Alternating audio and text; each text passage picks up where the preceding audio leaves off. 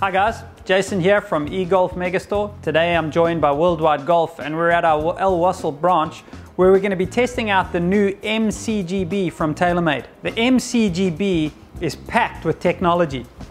Basically, it has all the technology that TaylorMade has come out with in their irons for the past decade. We'll take a look and start where they left off with the old CGBs, and you're seeing a tungsten weight both in the toe and the heel. Whenever you can pull a little bit of weight further back and to the perimeters, in other words, away from the center of gravity towards the toe and also towards the heel, you're always going to improve moment of inertia. So that's what they've tried to do here, is put a little bit of weight further back from the face and out towards the heel and the toe, just really improving the twisting or the resisting to twisting as you strike the ball on the off-centered hits. So it's really staying a little bit more stable through off-centered hits, therefore going a little bit straighter.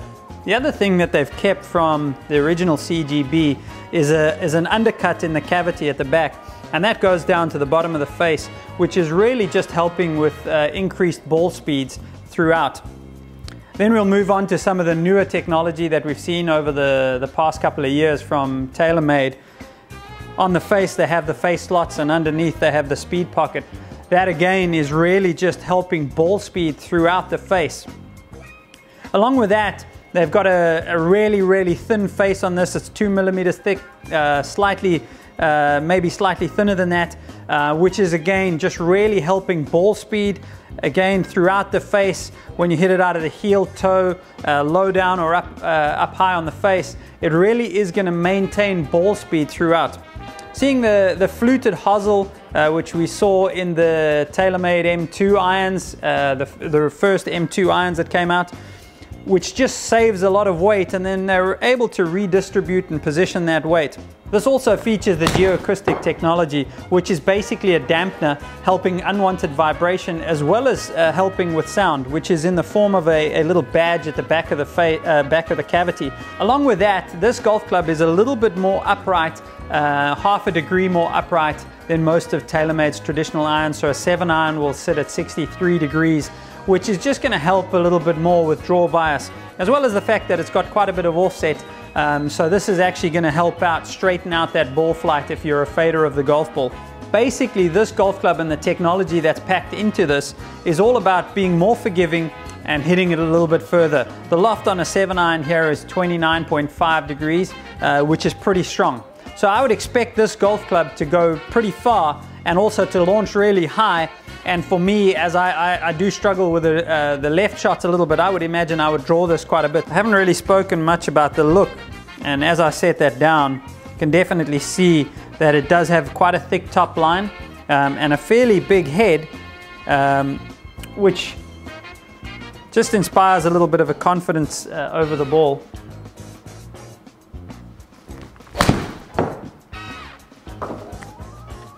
Okay, it wasn't my best strike. I actually caught it a little bit low down on the face and maybe slightly towards the toe, but got away with that. One of the other things I noticed through the swing there, I'm just testing out the stock standard club with a stock NS Pro shaft. It is a very light golf club in the hand, so definitely if you're a player who needs a little bit more club head speed, this is going to help out.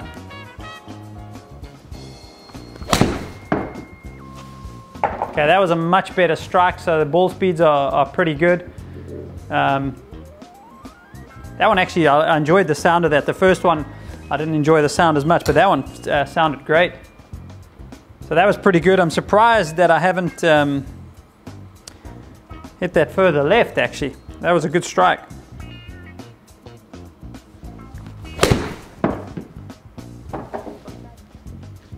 Okay, a little bit towards the toe.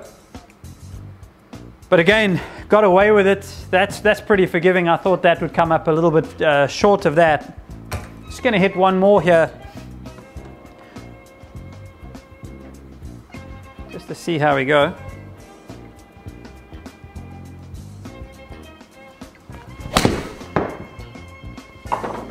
Okay, so that one was a good strike. Okay, that one's turned over a little bit more on me, but again, pretty good overall distances. I've hit that one averaged it out at carrying it 171. My ball speeds were pretty high, 120. Ball speed with a 7 iron's pretty good. My launch angle, surprised by that. I thought I'd launch it a little bit higher with that little bit of offset and the center of gravity being so far back. I thought I'd probably launch that a bit higher. To be fair to the club, I did hit a couple a little bit lower on the face, so that would have influenced the launch angle a little bit. Spin rates are pretty good. That's actually probably a little bit higher than I normally would spin the golf ball, and that would probably be coming down to the shaft. So if you're a player that's looking to get a golf club that's going to help with forgiveness and give you a little bit more yardage, and certainly if you need to pick up a little bit of club head speed in that you're trying to get yardage, that'll certainly help. This golf club is definitely a golf club that you want to try out. It's got lots of technology in it. It's a forgiving golf club. It inspires a bit of confidence behind the ball. It's a nice big head, and having hit it, I'm surprised at the feel and sound of it. I actually thought it was going to be sound quite a little bit different with all the multi-material in the head, but it actually sounds pretty good when you hit it. So why don't you come down to eGolf Megastore, where you can get these clubs custom fit, try them out against your own clubs, and then see the improvements of all this technology in the heads. If you're in Dubai, please come down and visit us. We look forward to seeing you. So come down and see us soon. Cheers.